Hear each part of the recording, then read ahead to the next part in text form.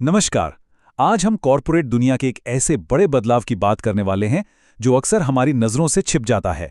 हम बात कर रहे हैं ह्यूमन रिसोर्सेज यानी एचआर के इवोल्यूशन की। एक वक्त था जब एचआर का मतलब सिर्फ कागजी कार्रवाई और कुछ नियम लागू करवाना माना जाता था, लेकिन आज ये एक बेहद ताकतवर रणनीतिक कॉरपोरेट पावर हाउस बन चुका है। तो चलिए इस चर्चा में गहराई से उतरते हैं और देखते हैं कि ये जबरदस्त बदलाव आखिर कैसे आया। कर्मचारी किसी भी संगठन की सबसे कीमती संपत्ति होते हैं।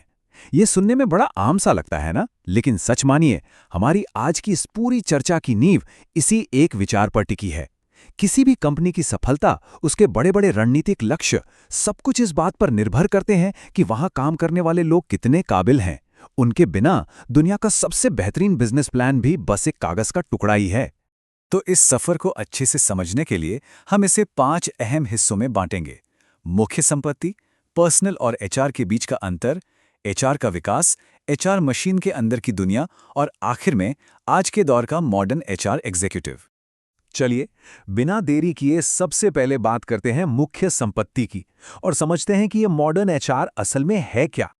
अगर हम अमेरिकन मैनेजमेंट एसोसिएशन की माने तो एचआर सिर्फ लोगों को हायर करना या सैलरी देना नहीं है।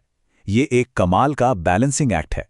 एक सफल एचआर सिस्टम एक ही समय में कंपनी के लक्ष्यों को भी पूरा करता है, कर्मचारियों के निजी सपनों और विकास का भी ध्यान रखता है और समाज की नैतिक जरूरतों को भी नजरअंदाज नहीं करता। मतलब ये एक साथ 3 मोर्चों पर काम करने जैसी जिम्मेदारी है। और इस बैलेंस को बनाए रखने के लिए क्या चाहिए? एक मल्टी डिसिप्लिनरी अप्रोच। सोचिए ये फील्ड कितनी अनोखी है।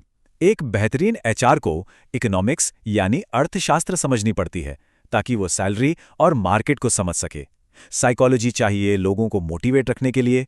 सोशियोलॉजी से कंपनी का कल्चर बनता है और लॉ या कानून की जानकारी होना तो मस्ट है ताकि सेफ्टी और नियमों का पालन हो।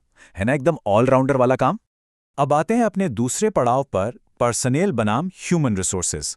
यहीं से नजरिया बदलने की असली कहानी शुरू होती है। इन दोनों के बीच का फर्क वाकई बहुत बड़ा था। पहले होता था पर्सनल मैनेजमेंट, जिसका पूरा फोकस बस नियम मनवाने, किसी तरह खर्चा बचाने और लोगों को कंट्रोल करने पर होता था। ये एकदम शॉर्ट टर्म सोच थी। लेकिन फिर एंट्री होती है ह्यूमन रिसोर्स मैनेजमेंट की, जिसने गेम ही पलट दिया। इसका फोकस लॉन्ग टर्म स्ट्रैटेजी पर है, लोगों का पूरा पोटेंशियल बाहर लाने पर है और एक ऐसा कमिटमेंट जगाने पर है जहां नियम मनवाने ना पड़े बल्कि लोग खुद अपनी जिम्मेदारी लें।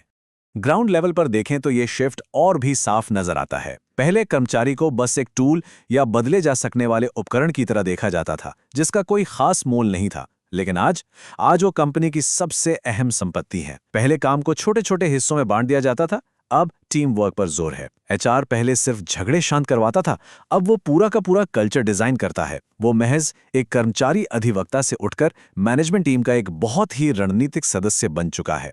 तो ये इतना बड़ा बदलाव रातों रात तो नहीं आया होगा। चलिए तीसरे हिस्से में चलते हैं और देखते हैं एचआर का ऐतिहासिक विकास। दशकों के इस सफर को समझने के लिए बांग्लादेश की एचआर हिस्ट्री का उदाहरण लेते हैं। 1930 के दशक में एचआर का काम सिर्फ वेलफेयर ऑफिसर जैसा था, बस रोजगार देना। 50 के दशक आते आते फोकस सैलरी और बेनिफिट्स पर गया। 70 के दशक में एंट्री हुई ट्रेनिंग और प्लानिंग की और फिर 90 से लेकर 2000 के दशक तक तो भाई एचआर सीधा स्ट्रैटेजी बनाने लगा और बोर्डरूम में एक एग्जीक्यूटिव डायरेक्टर की तरह बैठ गया। क्लर्क वाले काम से कॉर्पोरेट बोर्डरूम तक का ये सफर सच में जबरदस्त है। इसी इतिहास में 1931 का एक बेहद दिलचस्प किस्सा छिपा है। उस वक्त रॉयल कमीशन ने साफ कर दिया था कि एक लेबर ऑफिसर सीधा जनरल मैनेजर को रिपोर्ट करेगा और किसी को नहीं, और वो वर्कर्स के लिए एक भरोसेमंद दोस्त की तरह काम करेगा। जरा सोचिए, उस जमाने में ही उन्होंने मॉडर्न एचआर की नींव रख दी थी। वही हाई लेवल रिपोर्टिंग और आपसी विश्वास जो आज के दौर में सबसे ज्यादा जरूरी माना जाता है। चलिए अब अपने चौथे पड़ाव पर चलते हैं। इस एचआर मशीन के अंदर आखिर होता क्या है? रोजमर्रा की कार्यप्रणाली कैसे काम करती है? यहाँ एक बहुत ही सीधा सा सवाल है। एक कंपनी में एचआर का रोजमर्रा का काम असल में पूरा कौन करता है? ज्यादातर लोगों को लगेगा कि अरे ये तो एचआर डिपार्टमेंट का ही काम है, लेकिन असल सच्चाई थोड़ी अलग है। यही हमें समझना होगा लाइन मैनेजर और स्टाफ मैनेजर के बीच का अंतर। ध्यान दीजिए, हर वो मैनेजर जो अपनी टीम को लीड कर रहा है, उनसे काम करवा रहा है, वो लाइन मैनेजर है, और प्रैक्टिकली वही इंसान सीधे तौर पर एचआर की जिम्मेदारी निभा रहा है। तो फिर एचआर डिपार्टमेंट क्या करता है? वो स्टाफ मैनेजर के रोल में होता है। वो बाकी लाइन मैनेजर्स को जरूरी रणनीतियां, सिस्टम और टूल्स देकर उनकी मदद करता है। मतलब टेक्निकल तौर पर देखा जाए तो कंपनी का हर मैनेजर अपने आप में एक एचआर मैनेजर ही है। और इसी के साथ हम आते हैं अपने आखिरी और सबसे अहम हिस्से पर, आज के दौर का आधुनिक एचआर एग्जीक्यूटिव। आज के एचआर मैनेजर का रोल किसी मास्टर डिप्लोमैट से कम नहीं है।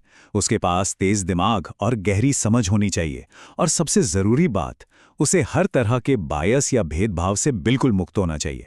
उसे एक बेहतरीन नेगोशिएटर और सेल्समैन भी होना पड़ता है, जो मैनेजमेंट के नए आइडियाज को बिना थोपे लोगों को उन्हें अपनाने के लिए राजी कर सके। कानून, कूटनीति और बिजनेस के बीच ये बैलेंस बनाना सच में एक बहुत बड़ी कला है। और पता है, इसीलिए आजकल कहा जाता है कि एचआर डिपार्टमेंट टॉप तक पहुंचने का फास्ट ट्रैक बन गया है। अगर किसी ने इन मल्टीडिसिप्लिनरी स्किल्स में महारत हासिल कर ली, तो वो किसी भी कंपनी के सीईओ की कुर्सी संभालने के लिए पूरी तरह तैयार है। आज के एचआर डायरेक्टर्स वाकई कॉर्पोरेट दुनिया के नए हीरो हैं। लेकिन इस सब में सबसे बड़ा विरोधाभास क्या है पता है? प्रेसिडेंट रूजवेल्ट ने इसे पैशन फॉर एनोनिमिटी यानी गुमनाम रहने का जुनून कहा था। एक बेहतरीन एचआर लीडर पूरी जी जान लगाकर एक शानदार सिस्टम बनाता है, लेकिन तारीफ किसी और को मिलती है। वो पर्दे के पीछे रहकर लाइन मैनेजर्स को असली मैनेजर के रूप में उभारता है और खुद लाइमलाइट से दूर रहता है। जरा सोचिए, कॉर्पोरेट दुनिया में इतनी अपार शक्ति होने के बावजूद जानबूझकर गुमनाम रहने का यह संतुलन कितना प्रभावशाली होता है? क्या यही एक सच्ची लीडर की पहचान नहीं है? इसी सवाल के साथ हम आज का ये विश्लेषण यहीं खत्म करते हैं। उम्मीद है इस डीप डाइव से कॉर्पोरेट ढांचे को देखने का आपका नजरिया थोड़ा और साफ हुआ होगा।